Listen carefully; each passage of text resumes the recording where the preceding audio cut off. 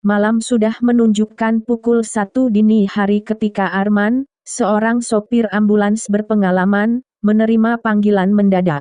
Ia diminta mengantarkan jenazah pria berusia 60 tahun ke sebuah desa yang jaraknya hampir 2 jam perjalanan. Baginya ini pekerjaan biasa. Tapi malam itu, ada sesuatu yang terasa berbeda, udara lebih dingin, dan dari awal ia merasa seperti sedang diawasi. Saat ambulans mulai melaju, Arman mencoba menghibur dirinya dengan memutar radio. Tapi anehnya, setiap kali radio dinyalakan, suara statis langsung muncul seperti ada seseorang berbisik pelan. Ia mematikan radio. Namun ketika jalan mulai sepi, tiba-tiba terdengar bunyi ketukan dari belakang, dari ruang jenazah. Tok, tok, tok.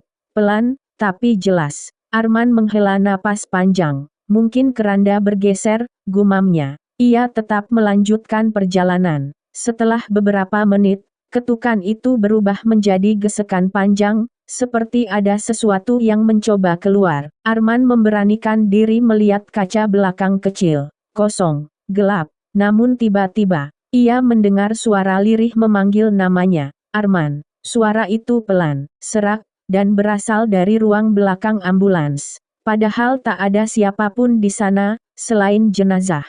Arman mulai panik. Ia mempercepat mobil, sambil membaca doa yang ia hafal. Di tikungan panjang, ambulans berguncang sedikit. Dan dari kaca belakang, Arman melihat sesuatu yang membuat darahnya membeku. Keranda itu bergerak, sedikit, lalu semakin kuat, seperti ada yang menendang dari dalam. Arman langsung menepi. Ia berhenti di pinggir jalan yang remang-remang, ditemani hanya lampu ambulans yang berkedip pelan. Dengan tangan gemetar, ia membuka pintu belakang. Dan saat ia mendekat, keranda itu tiba-tiba terbuka setengah.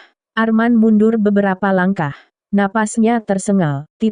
Saat pintu keranda terbuka penuh, mayat pria itu perlahan mengangkat tubuhnya. Matanya terbuka, wajahnya pucat, bibirnya bergerak kecil. Arman tidak bisa bergerak, tubuhnya kaku. Ketakutan memuncak. Jenazah itu menatapnya, lalu dengan suara lirih yang terputus-putus berkata, "Tolong, antarkan saya, cepat. Saya belum tenang." Arman jatuh terduduk. Ia tidak percaya dengan apa yang ia lihat. Rumah sakit sudah memastikan pria itu meninggal. Tidak ada tanda-tanda kehidupan. Namun tubuh yang mati itu kini duduk dan memohon, seperti sedang membawa pesan dari alam lain. Setelah jenazah itu kembali terbaring dan tubuhnya kaku seperti semula, Arman melanjutkan perjalanan dengan tubuh gemetar. Sesampainya di rumah duka, keluarga justru terkejut. Salah satu anaknya berkata, "Ayah kami meninggal setelah kami tidak sempat menepati janjinya untuk memakamkannya sebelum subuh. Ayah selalu bilang ia tidak ingin ditunda." Arman langsung pucat. Ia melihat jam di ambulans. Subuh masih 20 menit lagi. Ia tiba tepat waktu. Sejak malam itu, Arman percaya bahwa tidak semua mayat benar-benar diam. Sebagian masih membawa pesan terakhir, bahkan setelah napasnya berhenti.